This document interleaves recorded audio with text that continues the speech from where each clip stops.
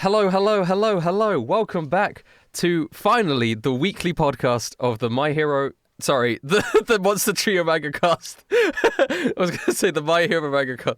No, the Monster Trio Manga Cast. We're reading. We read this week volumes 7, 8, and 9, but 9 digitally of My Hero Academia Vigilantes, and I'm joined as always by Connor Quest. Hi, that's and me. Pixel Boy. Ooh.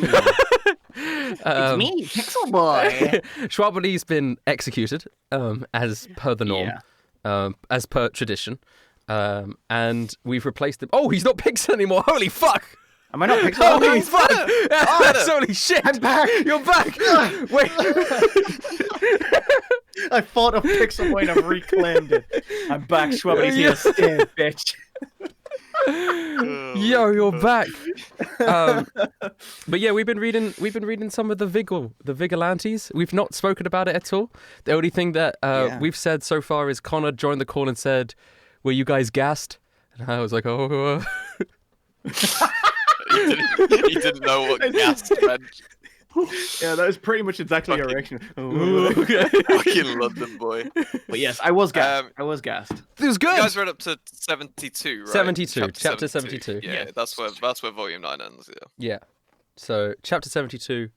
There's like 4 main things. Mm. That you guys said that like I did like a bar. Yo, I got 4 main things. What else? I got 4 main rings. Yo, like a dwarf, I got 4 main kings.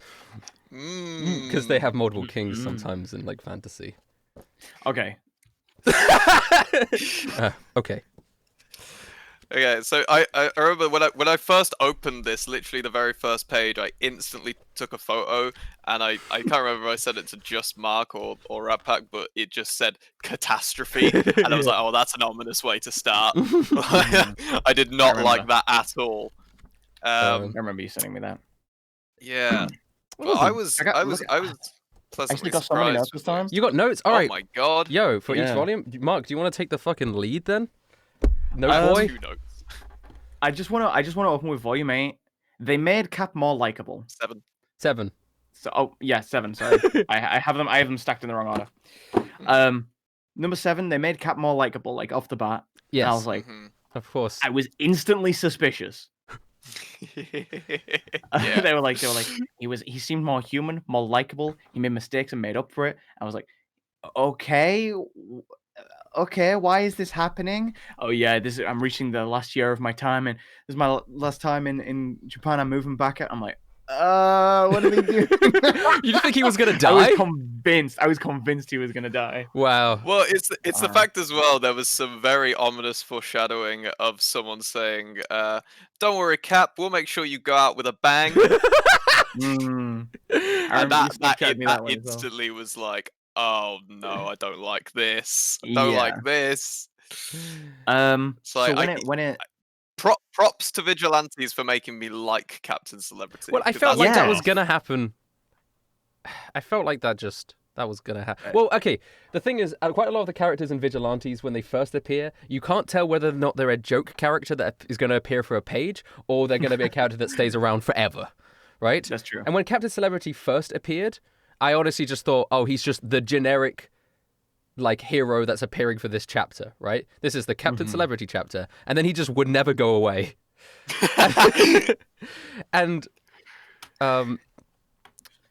But once he was there to stay, I just felt like they're going to make him more and more likable throughout the course of this. Yeah. I felt like it was an inevitability. It was more how they did it, not if they were going to do it. And I think they did it well enough. Yeah, I think so. There's some issues I have, but I will get to, because I felt like the disaster and attack on the main show was so predictable the minute they mentioned that he It's gonna. was going to have. Let's do Yeah, a big yeah. show. I was like, well, it's gonna be. It's gonna be. Yeah, it's gonna be attacks. Yeah. Well, it's gonna be attacked. Yeah. So, but I mean, it is what it is. They needed to set the stage for something happening, some sort of conflict, which is fair enough. But yeah, Volume 7. I liked it. It was a good volume. I liked it. I liked the action. I like seeing a lot of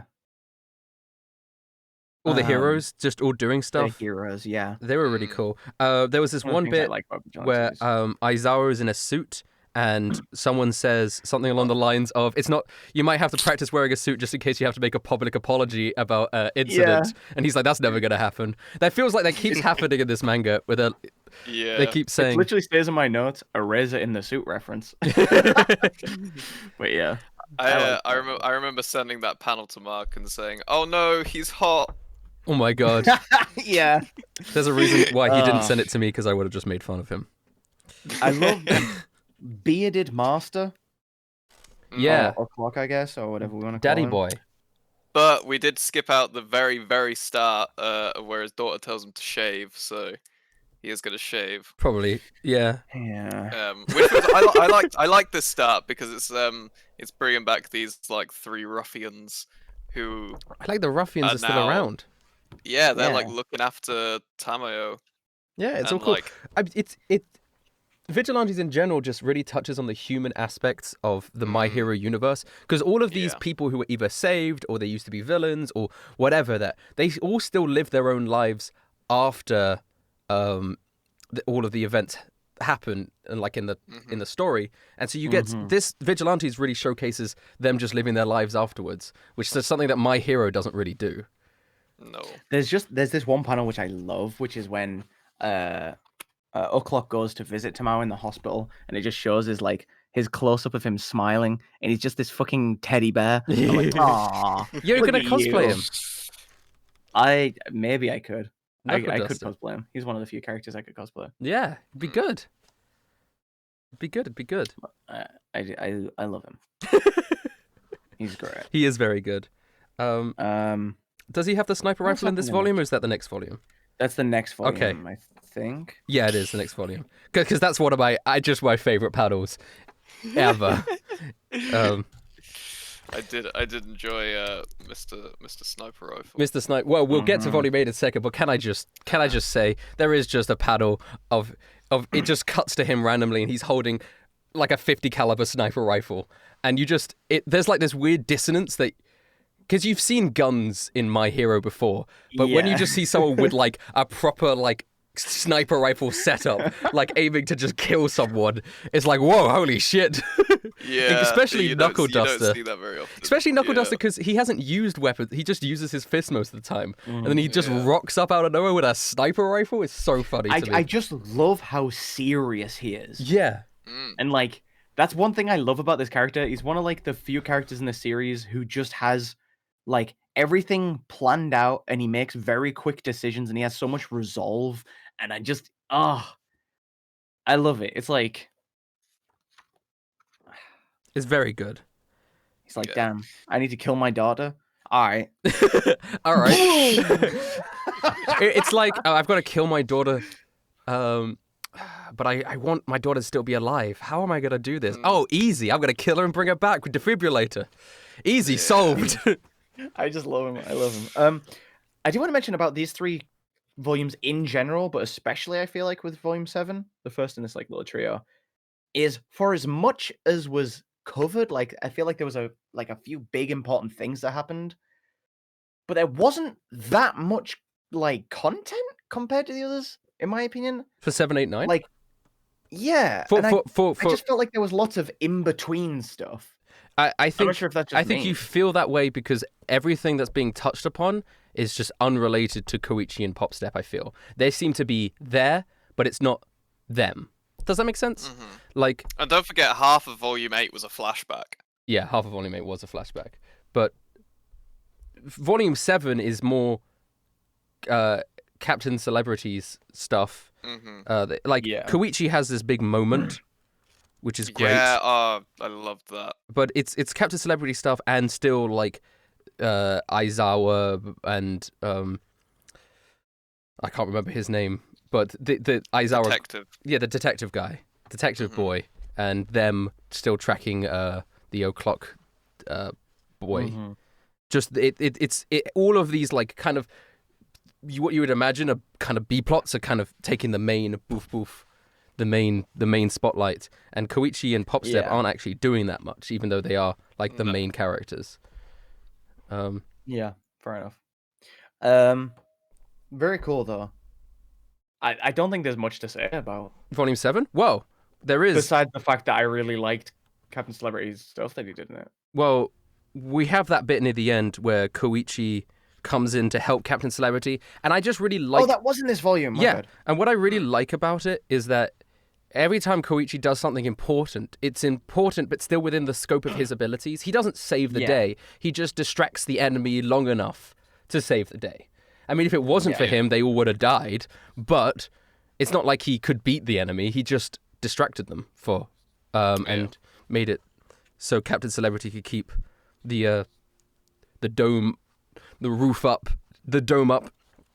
And then we had the flashback with Captain Celebrity meeting his wife, which was kind of nice. I like his flashback and his backstory with his wife. I think it's first of all very cute, but I just like the idea that like he's someone born with a very flashy, cool, powerful quirk. So he had like a lot of people just idolizing him and blah blah blah blah. But the person he fell in love was the only person who just like didn't really pay attention to his flashy stuff, and he had to kind of win over with his own personality, which is cool. But I've also felt like I've seen that so many times before. It's tropey, but it's still cute. Yeah, I think it worked well for him.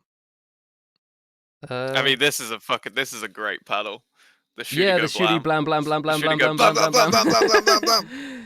Love that. It is good, and we got to see. I do like that. This is like the culmination of what we've seen with Koichi, like using his ability and learning new things. So you see him use like his like suction cup ability, basically, where he's like able to stick to a surface and root himself, and then use the shooting. And I like that it's like all these little things that he's picked up and not really been able to implement in a big way, but like it's all coming together in this one big moment, which, like you say, is big for him. But like relative to what we've seen with the other heroes, it's like not kind of a small. But it's just cool for him specifically in his little development. And I like that it really sells the scope of like. It makes the heroes seem like way bigger like and they're more important. Different level. Which you don't see in My Hero because the main character is one also of a those hero. Heroes, so everything's huge. Yeah, I think it's done really well. It's very cool. And wait, does All Might come in this one? No, he comes in the next one. No. This one ends in the big explosion. The big explosion. Best Genist is in here. Yeah, he's cool. I like seeing all the heroes do their things. Yeah, a cool advancement on his ability is I didn't realize.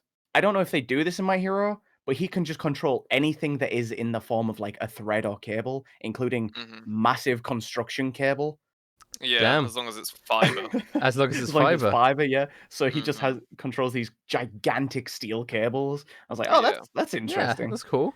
Good job, Mr. Genist. That's what I mean. He is the third most rated hero. I don't know if he is at this point, but he was, right? Third biggest hero. Yeah. Well, because he's the best Genist, and there's no other better Genists than him. That's fair. That's fair. That's fair. This volume, I think, had the best like Genist? spread panels out. It had some. It good did ones. have the best Genist, but it also had the best spread panels out of the 3 volumes. There were like 4 really good like full spreads here, at least. There was Shooty Go Blam, then there was like I guess the half and half of when Captain Celebrity took his dive. Yeah. Which was sort of like not a full. There wasn't a full spread, but it was like still a big part of the thing. I just love that as well because like Koichi so obviously dropped down to like save him, but then he was just like, "Oh fuck, what did I just do?" He's trying to trick him into saving himself. Yeah, basically. But he can't. He's a silly little boy. He's like, "Forgive me, save this kid," and then fucking the whole sky egg just goes fucking boom boom, big boom, boom boom boom boom. And I was kind of at this point like, oh fuck, because I actually for like a split second forgot that All Might even existed and because he's been point. so non-prominent in this story. Yeah. Well, that's the point. Is I feel like for these stories, you also see how much of a difference there is between All Might and everyone else, which is why in the main My Hero storyline, the fact that All Might's getting weaker and he's not going to be around forever is such a big deal for everyone, right? And it kind of gives more context to that and makes it inadvertently makes the story of My Hero Academia stronger in this. I mean, it gives does a that in real lot of sense of ways. perspective, which I like. Yeah. And that's even what O'Clock, or should we call him 6, picks up on. Six. In The Volume 6. 8. Number 6. Number 6. The little worm baby that we Worm never realized baby. is what he used to be. All right. Yeah. So So volume. fucking weird. Sorry, should we move into volume 8? Yeah. I mean, I guess because that's really all that does happen. Everything else that happens in 7 is to do with like the dance team and like Yeah, I don't care. It's just like setting little up stuff. this thing. Yeah. Don't It's stop just us, There's okay. there's a lot of foreshadowing, but it's foreshadowing for the end of Volume 7 and the Yeah, end of Volume yeah, 7 yeah, only, yeah. So Exactly. it's all kind of like a One Piece in itself thing. One Piece. One Piece. We'll get to that. So now we come not- to like what is my biggest issue in this arc. Yeah. I like that All Might came through to save the day. I don't like how he did it. What? Well, All Might's 'cause the power thing is like very large and impressive and okay, cool, I get it. Why can he catch a falling stadium full of 50,000 people and gently place it on the ground? because he's All Did he Might. catch- But that doesn't make any sense according to the skill that we've seen from him in My Hero. No, but the skill we see from him in My Hero is like, He's he's weaker. weak. This is him in No, his. but it still blows my, because like this is like beyond the scope of anything I had imagined for All Might. Especially, he catches it, okay? Superman style, jumps under, catches it, right? He has the building above him, 50,000 people, his strength withstands it, he lands on the floor gently. How does he put it down? Like gently, innit?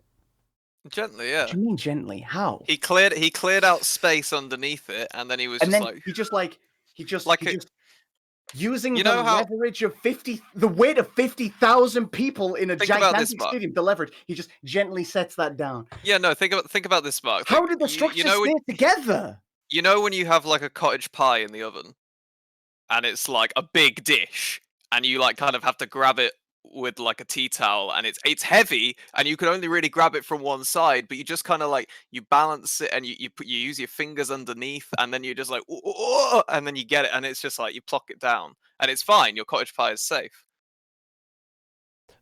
And I couldn't do that with a cottage pie, but if All Might did All Might that, could. All Might could.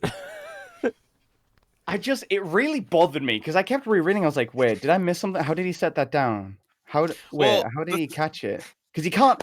All Might can't fly, but he jumps really far. So he jumped and caught it in the air, and then what? Him landing somehow didn't have any impact. Like there was so much that just bothered me. I So I was think like, what he there's did, so I many think what he ways will have could done. have saved them. That didn't involve him catching a stadium. It's beyond any possible scope that I had But pictured in my head for this character.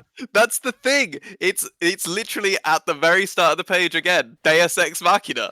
A plot device that is literally means God from the machine, used in the plays of ancient Greece. An overly convenient contrivance in a story that forcibly resolves the conflict. That is like literally the straight definition. Like, it's All Might. He comes. He fixes it. Done. There we go. I can understand. That doesn't. I understand. Well, here's the thing, Mark. Is I understand your gripe with the realistic, like the logistics of how he's able to place the stadium down, right? But I think the fact is it might even be the case that it's supposed to seem so unrealistic. Like it's supposed to make you go like, how the fuck has he done that? Because it puts him in a category above comparatively. I mean, it's a I don't know, man. it's a perspective story. Yeah, I get that, but the issue I have with it is that it doesn't it doesn't, in my head, from what I know of All Might being this incredibly powerful, ridiculously fast and impressive individual with power that's beyond the scope of any other hero we've seen, it still doesn't add up for me when there are so many other options that the writers could have used for him to save all those people in that building. Why not? Like, I don't know, man. I was just thinking. It bothered me so much. I think the problem of doing that is, I think this story is so purposefully not focused on All Might as a main character.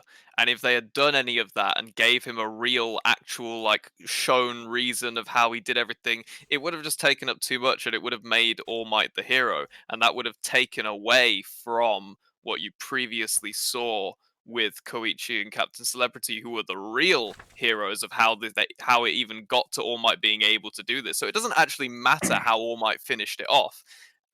It's how Koichi and Captain Celebrity kept it up until he could get there.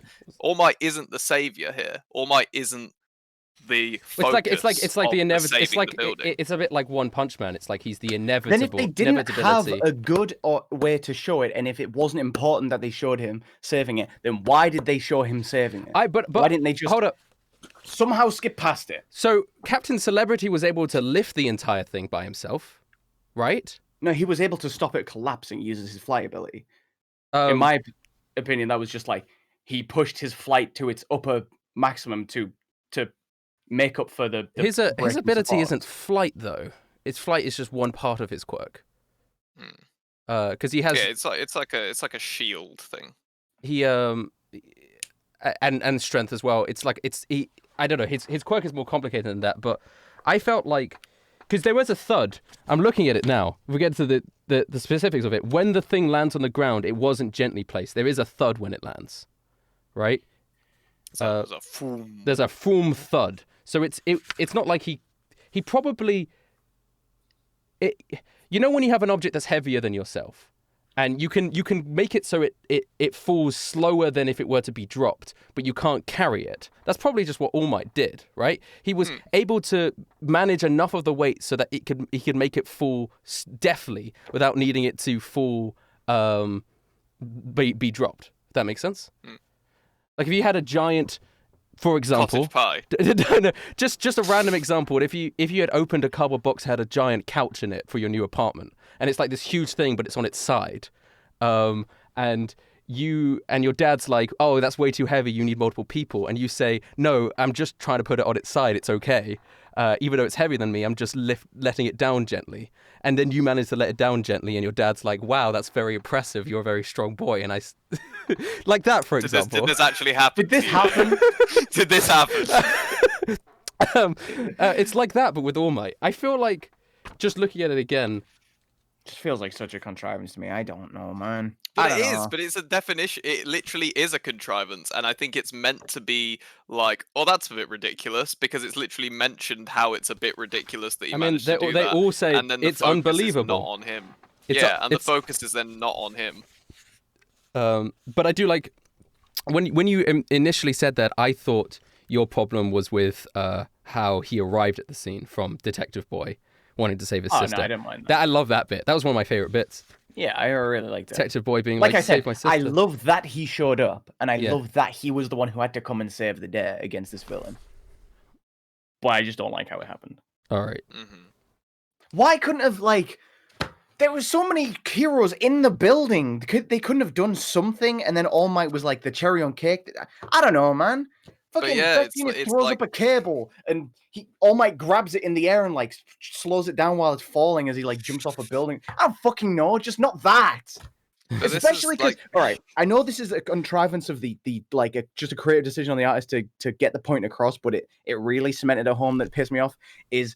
When on the specific panel where they show him jumping up and grabbing the thing from the bottom, they drew him so big. He's like 50 foot wide. That's not hyperbole. He is gigantic for no reason. And it's because if you showed him at his actual size in this frame, it would look stupid. It would look ridiculous. There are 50,000 people. And now it's a ghost Do you have town. any idea how large that must be? And then he Nebraska smashes all the little the bats, the was exploding cool. bats as well. Oh, that was okay. What wasn't there the one That was cool 'cause he hero? just made a big wint on it. We've seen him do that before. Of course we've done. Hold up. We know that he can move the air with the speed of his fist. Or maybe he did that. Maybe he was under it. He caught it, and then he was like, "Oh no!" And then he just like. But he didn't. They might have just not shown you it. I wish they didn't. Is there which heroes were in the building? Was there one that made them all weightless? was Uraraka's like grandma. Just watch this. All right, whatever. It's just like this small issue I have, but like the more I think about it, the more annoyed I get about it. Yeah. I like the plot. I like what happened. Mm-hmm. Well, next we got sniper rifle. Yeah. Next we have Sniper Duster. There he Yeah, is. he's so good. It's shooty go He blam. Shooty go blam. This is the real shooty go Extra blam. big. It's very good. Very, very good.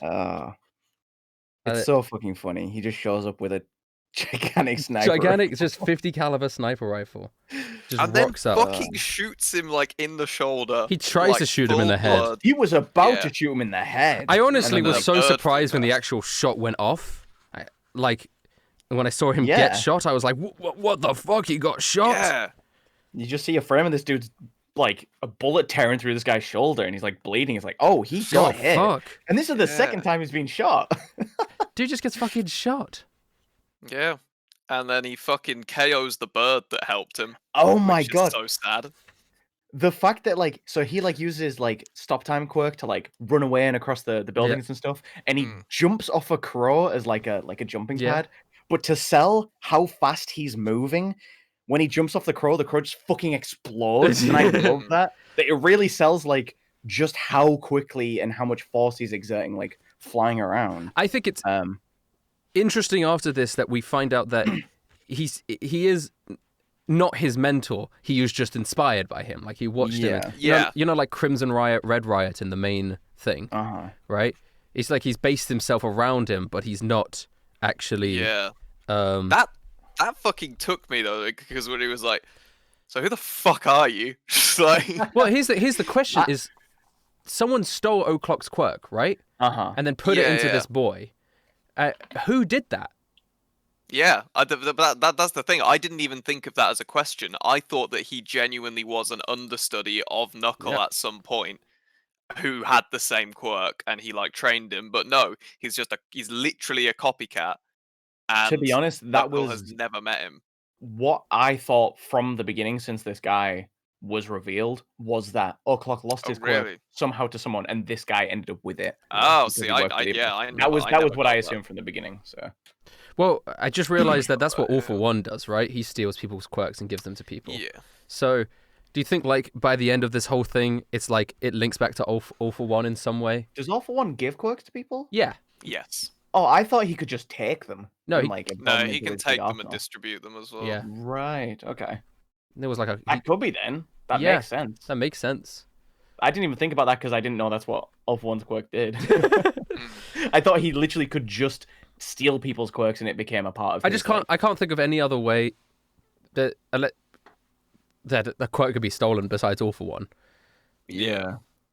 It's like a weird mix of like the things that we've seen in My Hero with this new stuff as well, because it's like you've got All for One, you've got the quirk that steals quirks, but then it's in the same drug capsules as the ones that are like making people powerful, but then it can also hold a little bit of quirk that you can give to someone else. It's so there's so many questions about how these like drugs and stuff actually work and how the process of stealing someone's quirk completely works. Yeah. I mean, it's not even been answered in My Hero yet, I don't think. So, Well, you guys are not caught up to the My Hero manga. I think we should say that straight No. off. No. You guys are only caught up to the My Hero anime. I'm not caught Yeah. up, but I'm a lot further than you guys. And yeah. so there's a few things that I obviously cannot talk about on this podcast, even though I would like to, Yeah. just because I don't want to spoil you guys. Mhm. just in relation to the world. Mm-hmm. But yeah, it is quite interesting, and I also sort of realized that if it is related to All for One in some way, then he's number 6. This one like o'clock hero guy, even though he's caused this much chaos in this story, he seems like the big villain of this story. I think in the grand scheme of everything, I think he's just like another one of All for One's experiments. He's like such a minor piece of the puzzle. Yeah. Um, I mean, look I at also that thing. That's literally what he was. He was a he's little just like a tiny little nub thing. he's like a Yeah, little That gremlin. was me this. too. That's crazy. When I Uh, saw that, I thought it was just like a personification of a nobody, like that. Oh, that's just the little thing that he thought he was like, and then it actually like a few panels later shows that little creature like slashing his face, and I'm like, oh, he actually was that thing, Just a little weird thing. just a Yeah. tiny weird little thing. Their But then fight. Yeah, sorry. oh sorry, no, this kind of reveals as well that O'Clock lost his quirk on telly. Oh, Oh, is that when he says? He says, I'm your biggest fan. Then I watched your career fall apart and I got chills.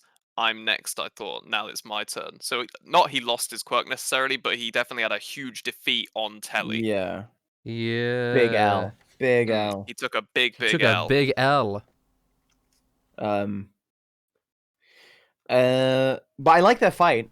I really like their conflict, and I like that once again, even though he was expecting to be able to kill this guy one shot with his sniper, he was ready like the entire Oh, time with I like a backup loved plan, this. right? I loved all this. Like back the Yeah, plan he that had he the had. Yeah. he was like, because I know this guy can get to me if I fail. So his backup plan was he had this he knows how the quirk works, so he knows how to Yeah. combat it, right? Like what steps to take. So he tries to distract him with this message played at like 300 times speed It's or so whatever. good. It's The, so good. it's Their the only fight is time so I've been good. okay with mass text on a screen. Because you're reading it, and it's like you're doing it from the perspective of evil number 6. Yeah. It's so cool. It's being played at 300 times speed. I don't. I think I'm just stupid, but I don't fully understand his motivation. Number 6. Besides, maybe he's just crazy. He, as far as I'm aware, he's not a real person. He seems to have been engineered, and his whole ideals from like when he was born was just, I like that guy. I want to be like that guy. But So he got the quirk, so- and he wants to just be powerful and beat people up, and there's no real motivation beyond that. He's just It's just that I felt like that ran contrary to just some of the things he was doing. Like he wasn't just beating people up with his quirk. You know, he was engineering all these like big bomb attacks and stuff, which just felt like if he was trying to model himself after O'Clock, that didn't feel right. I just didn't understand it. I didn't understand it. And maybe you're not supposed to. Maybe it'd be I more think clear it's later. like- He is ultimately just- taking orders from someone, though. yeah. Yeah. I think it just boils down to like he's working for whoever's at the top and running all this stuff with the promise that I assume like whoever he's working for is promised that they will provide all the power and he'll be able to become the hero that he wants. Yeah, that might Is be my it. guess, but Maybe. so obviously he's got his like quirk and he's getting supercharged by the drugs and whatever. And then Knuckle Duster pulls out a sawn off and fucking caps his knee. Yeah, he's like, well, now that you're here, I guess I'll try and take you alive, and just blows his fucking legs off. And he's like, okay, This panel's it's very like, good. huh? Oh yeah. This panel where they're just fighting each other is very, very good. Yes. It was a good fight. It's probably one of my favorite fights. Just them two. Yeah. It's so interesting. Like this is one of the most brutal fights that there's been, and there's so many moments where you're just like, oh, he's like, oh, you're being naive. You've let me catch my breath. Fuck off! Like shut the fuck up. He just fucking beats his fucking face in. Yeah. Crazy. Like he's getting pummeled. It's like pretty brutal. It's brutal. He's the fight ends inconclusively, I guess, as in he gets Yeah, no, it does. we don't actually get to see the end of the fight. We just see the remnants of it later with their blood. And actually, We don't see Knuckles. There's been no resolution for that to where we've stopped. Well, There has been. there's been. Okay, Oh, we know yeah, one of them you're has right. survived, Mm-hmm. but we haven't actually seen Knuckle Duster since then. Now that I No. realize, so I didn't even think about that until I saw it now. Oh, I didn't. Do you think he's been captured? He could be or dead. He's not dead. He's not dead. He's He's not not dead. dead. He's not dead, Daniel. You stupid little. Silly goose. You piece of shit, you little fucking idiot You ass. little fucking idiot. You stupid moron. You fucking. I'll fucking kill you, I swear to God. You stupid better thinking he not was be dead. fucking dead. And I guess after that, It's just yeah, like we get Captain to, like, Celebrity send off. celebrity weaving. Koichi's happy Yeah, he and got an what's up, autograph. Oh yeah, Makoto leaves. Goodbye. Yeah. Yeah. I'm kind of glad they're like semi out of the picture. She comes back, but Yeah. I was like, I like that this series has a history of characters coming in and out of the. They live the their scene, own lives. right? Yeah. I like that. So I like that they have their independent things that they do. I just think it's very cool.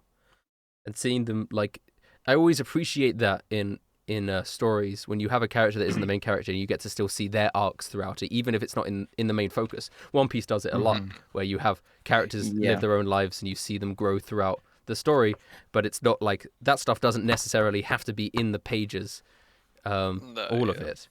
You can just be checking up on them. It's like checking up on an old friend, see where they're at. Yeah. Which I think is very cool.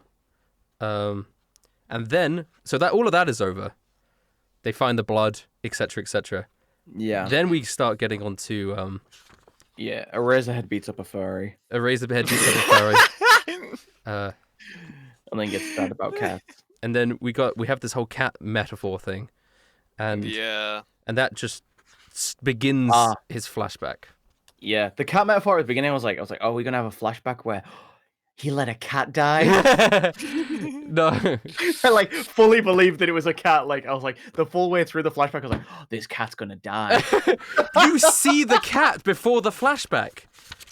You see Midnight with a cat right here. Yeah, Oh, do you actually? I clocked that like like a bit into it. I was like, Midnight kept the cat. Yeah.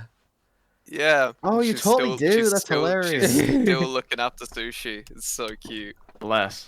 All right. Well, then we're moving on to flashback section of My Hero Academia Vigilantes, and it was around this section when the chapters for this was coming out is when people were telling me to read Vigilantes, because at this point it becomes less of its own independent story and fills in like quite an important piece of history for a character that is quite important in My Hero Academia, which is Aizawa, right?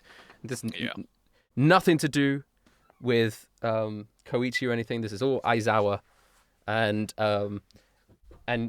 when I saw blue-haired boy, he's blue on the back. I like his design.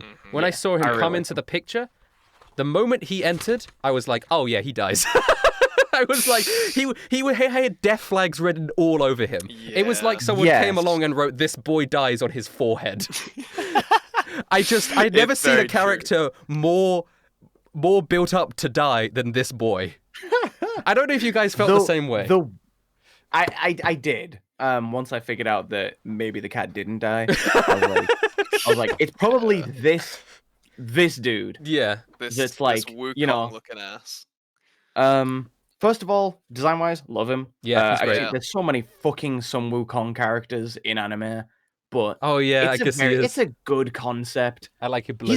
He's a monkey boy who rides on a cloud and has a stick. He's Sun Wukong. But he's blue. He's Sun Wukong, but blue. He's blue. And I like that. Now, what's funny is I thought so you see him, I was like, oh, it's like the Sun Wukong design again, Journey to the West shit. Okay, cool. Up until when they're like with they're on like one of their little missions with the agency they get assigned to, and they're chasing a villain who looks like Boo from Dragon Ball. I was like, wait. Oh yeah. And then I thought, oh, maybe it's a Goku reference, but no, I'm pretty sure it's just supposed to be Sun Wukong. Speaking of references, but you are right. You are right in that it did look like Boo. So it could. I mean, yeah, Sun Wukong, Boo, Goku. But yeah. Anyway, what was I going to say about this character? He was naked. He was. He just had a scene where he's introduced and he was fully nude, and I was like, Yeah. all right. I There was, he I is. was alright. Okay, I naked was alright boy. with that. Yeah, I loved young present Mike. he's cool. Mm-hmm. Yamada. Upbeat, cool. And Aizawa is great. like extra depressed. He's just kind of Yeah. Well, pessimistic. extra Aizawa is like miserable all the time. extra miserable, but he does smile at the cat pics. Yeah. Oh yeah, It's that was true. so. Well, that was adorable. I mean, okay, Aizawa is just as miserable as he is in present. The only difference is here he's aimlessly miserable, when in the present he's determinedly miserable. Reasonably. Yeah. Like he has goals. When here he doesn't have Yeah. goals, he feels like what the point is in life. Yeah. Um, Midnight's naked. Yeah, she is. Again? Yeah. Like even I love the reason that they give for her not being nude anymore is that they passed a law where they said hero costumes can't just be you being naked. I did. Do you know? That was like the one time where I was like, okay, they actually made this whole ridiculous trope like kind of funny. Yeah. Like it was. Yeah, it was used for a comedic aspect, and I I'm mean trying they to previously remember what the showed panel Wukong was. Boy in the Yeah, nude, yeah. so can't Where complain she, too much. she literally said something like, no, this is my hero costume. This is my decision, and I'm going to be doing this forever because it blah blah blah blah blah. And then just there's a little note at the bottom. I did not do Unlock this passed a forever. law banning the allowance of this. Oh, it's so good. But we get cool character development for Aizawa throughout here, and his friend rooting him on. It's a kind of a little bit like it reminded me a little bit of Mirio and Crab Boy. Crab Boy, what's his name? Yeah. Sun Eater. That's in Aizawa in Eater, Sun yeah. Eater, and Yeah. this character's a bit like Mirio. Cloud Boy is a bit like Mirio in terms of his outlook. Yeah. And they all. I don't know if you guys read the artist notes at the end of some chapters. Well, I did read the I've one. stopped. That's literally what the author said about the character. Did you They say? Really? They wanted him to be the Mirio of this story. Oh, whoops! I didn't read okay. that. I'm so sorry. That's hilarious. Hey, I just got that. Well, it did its job. Did its job then. Yeah, here we go. Shirakumo's whole concept started with Hiroko describing him as a Mirio-like friend of Aizawa. That was literally the concept. Yeah, Oh, I got the concept. I read But the I like one. him. He's I read cool. the one where they said His Purple Highness is just Prince. Yes. Which is very Oh. funny. I think the artist Oh, note that was, I'm not sent me trying to imply Prince was this flamboyant. That sent me so much. Yeah. When fucking Prince came in. I just looked at it. I was like, "Are you fucking kidding When he does the me?" JoJo pose as well, they actually said he's slightly based off Giorno Giovanni from JoJo, and he does Yeah. he does Giorni's JoJo pose multiple times. His That's funny. I'm so glad that they did just come out and say it, because otherwise his Oh, they do Purple all the Highness. yeah, they do all the time. Like, fucking Whenever hell. they have a these character based great on someone, references, that's right. they in the editor's notes they're always like, yeah, that's Cyclops. Yeah, that's Yeah. yeah, that's Prince. Why, Anyway, why Prince? why not? It was just so strict, because all of them so far have been like superhero references, like Gamera and King Kong and the the Avengers, and then just Prince. Yeah, Like, what? Why? He's Why? somebody's hero. I guess so. he's I guess so. but it ends up with them like they do a bunch of training together. Aizawa learns to coordinate himself with a team. There's just fun character moments, right? And then obviously there's the cat. They give the cat to Midnight, and it's very fun. Yeah. They have everything with the cat. And then there's that one bit where I can't remember his name, but he's like, "You're wearing goggles. You're copying me," and I thought that was Yeah. very funny. And yeah, I mean that was it for the rest of this sort of manga, and then Pretty much. we transitioned over to where we read it digitally. And I mean, volume 8 ends with like Prince being all fucked up, Yeah. and cliffhanger. and like things going badly. And there's like the broken goggles of. Like, Shirakumo. oh no, is he gonna die? Yeah, yes. Yes, he is. There's no way he doesn't. Yes, he is. Then we switch over to volume 9, and in volume 9, two things happen, right? We get the finish of the flashback, and we have another thing that happens afterwards, which I didn't like so much, it was actually probably my least favorite bit of Vigilantes. I still liked it, but we'll finish off the flashback first. Aizawa's just slowly like getting more and more hopeful and determined because of his friend and everything, and then they go out and there's this like big enemy, and they fight him, but then everything goes wrong, and like a bunch of like rocks land on Blue Boy. I can't remember his name, but Oboro? Shirakumo. Yeah, he gets like conked by a rock on the head and gets knocked out. Yeah, so he gets like Obertoed, right? And yeah. And at first you see that it's just like, oh, because you're used to characters in My Hero when they get attacked by not a villain, like they're just hit by some rubble or something, they're normally fine, right? And if it wasn't for the fact that I knew he was gonna die because he has death flags written all over him, I would have been like, oh, it's probably fine. Aizawa then has this huge moment where everyone's down, and it's really cool. He uses his quirk and intelligence and ways to defeat an opponent that only specifically he could defeat. Mm-hmm. And he has his friend's voice cheering him on, he thinks. So he thinks his friend is fine, right? The reason why he doesn't go rescue his friend is because he thinks he's fine because he's hearing his voice, but his voice is actually just being played back on a loop on like a speaker thing. No. Right? Okay, this is what I thought. They say to him, they were like, no, I heard his voice. Was it coming from that speaker? And they picked up like, no, the speaker's broke. You couldn't have heard his voice. Oh, my bad. Yeah, He was so just he was just imagining it. imagining He was just imagining it. Yeah. Oh, huh. Because if it was the speaker, I would have been annoyed, but like, No, okay, why okay. how My would bad. he have had the I foresight misunderstood to that record completely. message? But no, apparently the goggle kid was like, no, the speaker's broke. It couldn't have been the speaker, and he was unconscious, dead.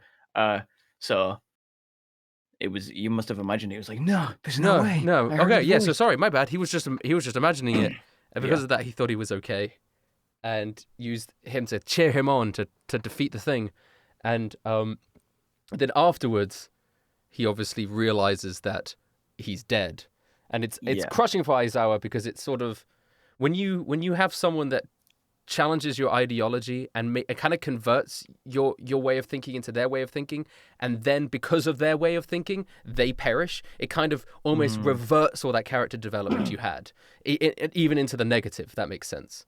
So Yeah. instead of, he was slowly opening up to working with people and being more of like a heroic personality, and the moment that happened to Aizawa, he went all the way back down to sad depresso boy. But even in the reverse, where now he's adamant to just do everything himself, he doesn't want to like show a smile in public. All he wants to do is beat up evil villains and be like this covert hero, etc. And I guess it gives context to why Aizawa is such a grumpy boy. Yeah. And that's good. Mhm. I mean, it's good. But it's also the sort of flashback which would not have been out of place in normal My Hero Academia. Yeah. Because when I was just thinking about it more, especially just with like, with the manga in general, I felt like this was a flashback that was needed in the main series and not here. And I feel like some people who only read the main series are missing some. They're missing stuff. Well, I had the same thought, and the thing is, I think it's like it's a flashback that is important for the character, but not essential for the story of My Hero. So, like, it doesn't affect the story at all in Vigilantes. Like, if you remove the entire Aizawa section, it's the same manga. The only reason they included it in Vigilantes, I think, was to sell more volumes. Yeah. To push it as more of a tie-in, which, like, I understand the decision, but I 100% agree with you. My Hero fans that don't read Vigilantes are hugely missing out because it's such a good character development. And I think it should have been. I think they could have had it. Yeah, I think they could have had it right as he was getting like fucked up by the Nomus. Yeah. Well, I had that flashback. I think they could have put that in regular My Hero right as like the the first like training camp that they go on, where Aizawa was like, oh, my quirk is kind of not really doing anything against the Snowmoo. They could have then had the thing right then. I A feel like I'd have to flashback of rework his a friend couple of dying. things then. I think that I would have been a think- good place for it to work. I think it works more naturally in Vigilantes in a way because He's so much more involved as a character. Aizawa is more. Yeah, he's more of like a relatable human character in Vigilantes because we see him more of it in a low key, non-professional aspect. See, So it makes sense that we have that. I Personal. feel But then like we wouldn't can't this have flashback this. make him more relatable? I feel like we can't have this conversation because you guys, because we are at different parts of the main My Hero manga. Yeah. And I know more about Aizawa just in general, just from the My Hero manga. Yeah. And I feel like, Fair we should have this conversation again once you guys are caught up with My Hero Academia. Well, I'm okay. I'm okay with that because I fucking love the big boy cat cafe. Yeah, they start. Yeah, actually, I fucking love that so much. The whole thing, and like the octopus man is back now. Is okay. So we'll say he has this flashback where the kind of running theme was like looking after this cat. And the whole thing was like now Midnight owns the cat forever. And then Koichi is like wondering what to do with the cat, so they take him to the bar. And now Big Octopus Man, who got fucked up in volume 5 or 6 or something, is now working at the cafe with Mantis Man, who Mantis Man Very made appearances last time. Yeah. And I just love that there's like this little collection of all the people that they've faced who, weren't actually villains. They just got caught up in something and got messed up for no reason, and now they're having to find their way through society. It's like dealing with that. So it plays into just the general theme of seeing the lives and backstories of all these characters and stuff, like after whatever happens to them, and it's great. And we do see after the end of the flashback as well, Midnight still sends daily pictures of Sushi the cat to Aizawa. Yeah, it's very nice. Yeah. I guess the next thing I've got noted is like, is the very next thing that happens we start to see the love triangle. Well, there's a time skip, which. Or is there a? It's a time skip. Oh, there is a time skip. They just time it is a skip, time which is skip. what makes the Knuckle Duster thing even more concerning because you feel like we haven't seen him in like 3 years. So there's like a time skip, and it just kind of shows that Koichi and Popstep have been doing their vigilante thing just casually. Nothing big has happened. They've just been doing it, and now Koichi's graduated, and I think Popstep is probably in college. Which, you know what? It's better now. Now they're both of legal age. So I'm glad. I'm glad they got to this point before they started doing the love triangle stuff. That's good. They did show. I like the vigilante stuff is like still very low key, but like it's like communal. Yeah, they get a lot of help from the shop owners and the people that have met along the way and stuff. And I like that. It's like it's still the vigilanteism is still very very small scale, but it's a community thing. They also show the kind of dissolution and like the sad aspects of these kids kind of growing up, and a lot of them are going their own way. Like the what is it? Naruhata like department store that they were working for, doing the shows for and stuff is canceling. Makoto's not there helping out anymore. Yeah, but we also see how successful Makoto is. Now. Yeah, and just like people are moving on and doing their own thing. It's like, oh damn. Now, admittedly. So this next bit I read through quite quickly because it was one of those sort of plot lines where I can't really handle it very well, where there's like a weird love triangle and there's a lot of misunderstanding and stuff. So I was just reading it through it quickly to see the resolution to it as fast as possible. Here's the thing is, I like this love triangle. I hate the contrivance in plots where it's like, one person doesn't understand how someone else really feels, so they act this way or that way. Yeah. But like this, what it does here is Makoto comes back, is very, very upfront with Koichi about the way she feels about him, but also explains to him the way that Pop obviously feels and that he should consider and try and talk to her about it. And it works so well for the characters, in my opinion, of Pop being too shy to be upfront about it, Makoto being very logical and clever and working things out interpersonally and telling about it, and Koichi completely being oblivious to the entire thing. So does anyone else think Makoto is lying? Like, what about being in love with Koichi or whatever, or wanting to what? Yeah. Maybe. Yeah, No. I think she's just doing it to make those two realize, I think she's just doing it to make him realize how Pop feels about her. I don't think because like where has that come from? It's come from fucking nowhere. and actually, she's I been always- away for what? 3 years. Didn't she say actually as she left as well something like, I can't remember the line. I don't have because I don't have the physical. But it's something She was along. like, sorry to drop this decision on the two of you. Like it. No, I don't know, no. I feel She weird she about said it. Well, she didn't say it I to always Koichi. felt like She Yeah. said something as she was leaving Koichi's house, like something like I had to do what I could to make sure that they worked out, or something like that. It was something along those lines that did imply that she was just she wasn't she was lying. she was just trying to get those two together. I don't know, but the way I always saw it, like when she was with those guys all the time, I did feel like there was genuine, like there was a thing with Makoto and Koichi, and I was like, that's a realistic relationship for me.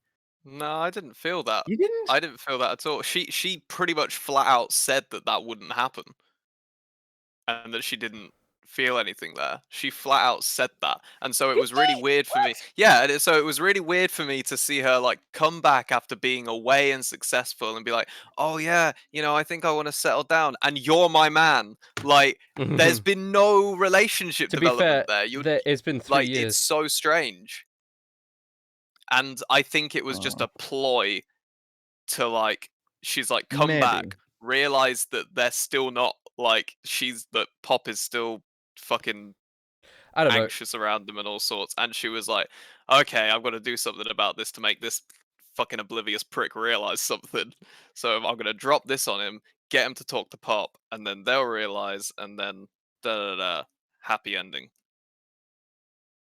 Because I mean, otherwise you it doesn't might make be sense. right. Maybe. well, I mean, it's not a happy ending yet. No, it's certainly not. It's certainly not a happy ending. So they have a new manager, and he's hopeless. Okay, and here's again is another reason why I don't get Six's motivation so much, right? Because if he's been in disguise as this manager guy for like 2 to 3 years, trying to get Pop Idol to become, well, fuck it, we'll just say it, right? They like work on this music together. They have this nice little arc. Pop is growing and becoming her own person and stuff. But it's all just a ploy for him to get her to trust him, so that she will go back to his place, and then he will make her the next B person instead of Tamayo, right? She's now B2. But if it's all just I don't know. If it feels, I don't understand his motivation yet. I'm sure I will. I'm sure they'll go into it. I don't know why number 6 is specifically so interested in Pop Step and Koichi when they haven't actually. The only link that he has with them is Knuckle Duster. I feel. I thought it was he was getting to Pop because obviously we see at the end we see Pop transformed. Yeah. Into somehow. Obviously being brainwashed and drugged or whatever it was, right? And the way I thought it was is he was getting her on his side and using her to try and get to Knuckle Duster, which told me that Knuckle Duster's still alive out there. I mean, that's I mean, that's a good. That's the only link I could think of, and that was just what I assumed. But if that was the case, I just felt like then it would have just been easier for him to kidnap both of them.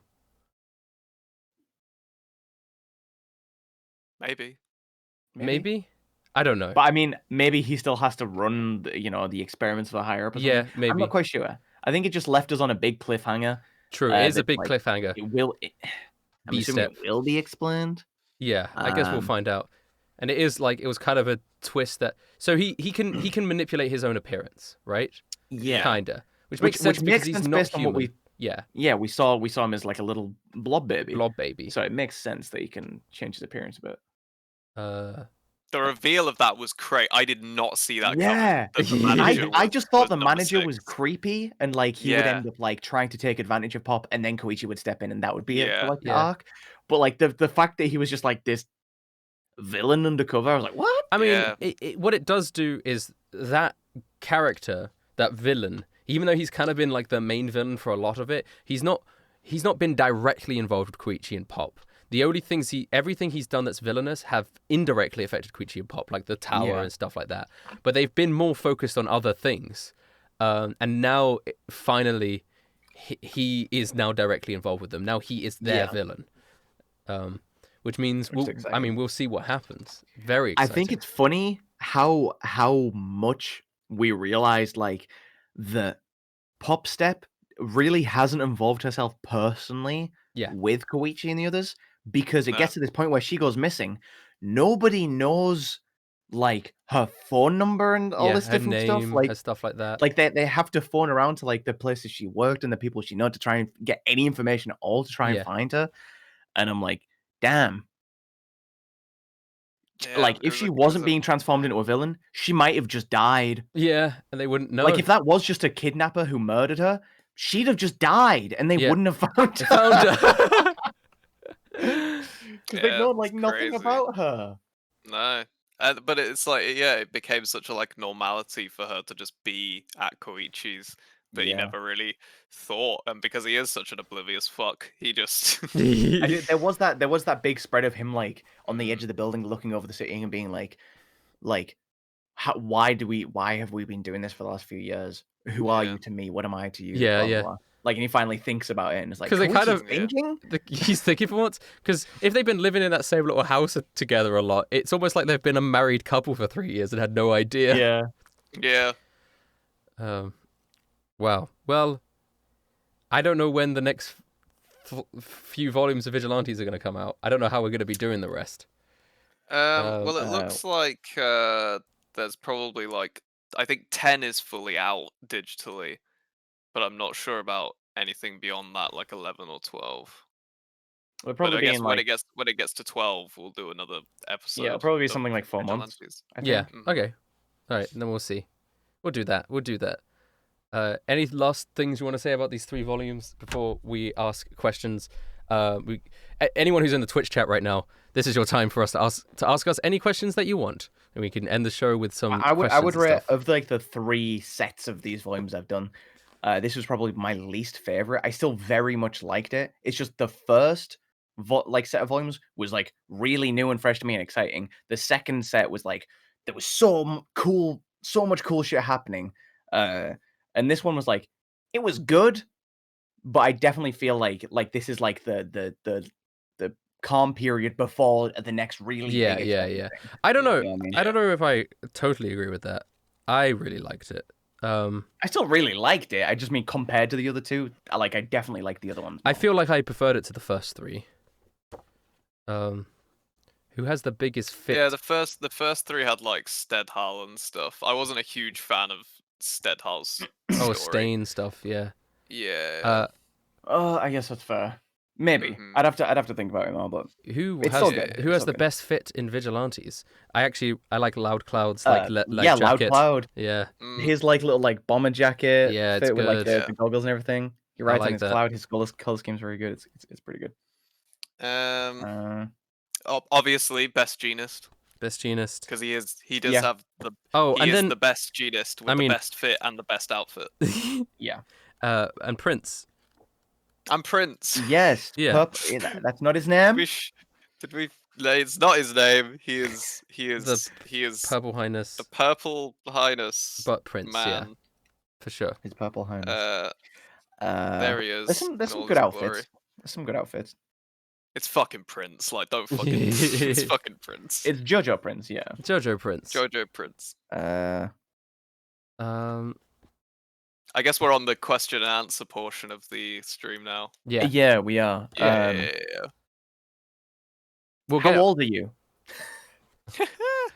I am. Oh God, I'm nearly 23. I'm 22, Ugh. and Mark is 21. 87. How old are I'm you, the Mark? youngest here. I'm 25. 25. He's our daddy. Quarter of a century. He's our Thanks. daddy. Daddy. Sorry, I'm looking at my MVP finger of 'cause this I'm set of bleeding. volumes. Captain Celebrity. Captain. No. I don't know what you mean. I by mean, MVP. honestly, Koichi. Knuckle Duster? Like, I What? still think Koichi is the MVP of these volumes because he's had involvement in every single one. He is effectively the reason we had an Aizawa flashback Because he because just he got the decided cat. to save the cat. Yeah. He saved Captain Yes. Celebrity in volume 7, and then in volume 9, he was there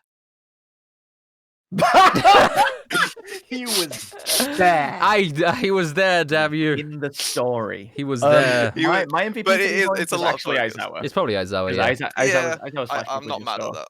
so good.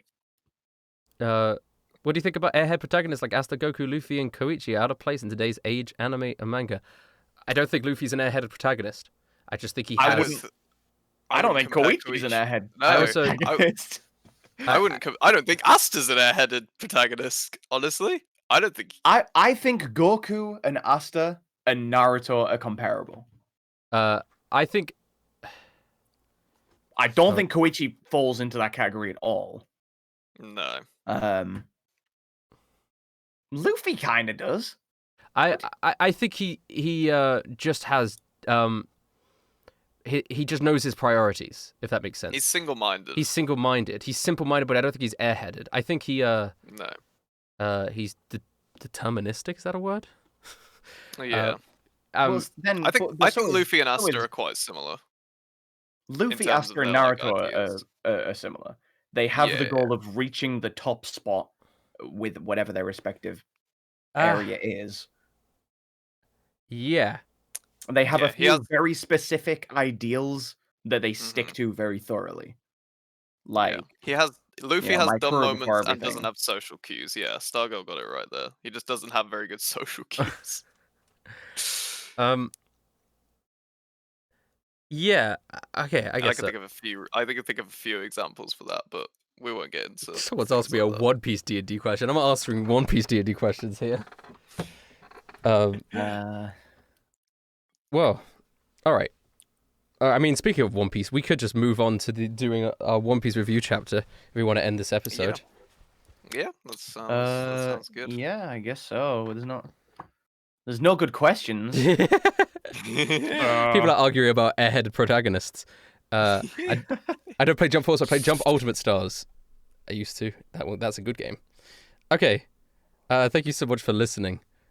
Wait, we're gonna do the outro where Mark does this funny thing. Oh no. It's like this funny bit we do every episode. It's, Yeah.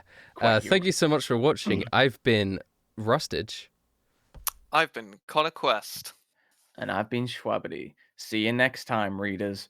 Rawr. It's not even... You can't flip the scripts. It's only been 3 episodes. Okay.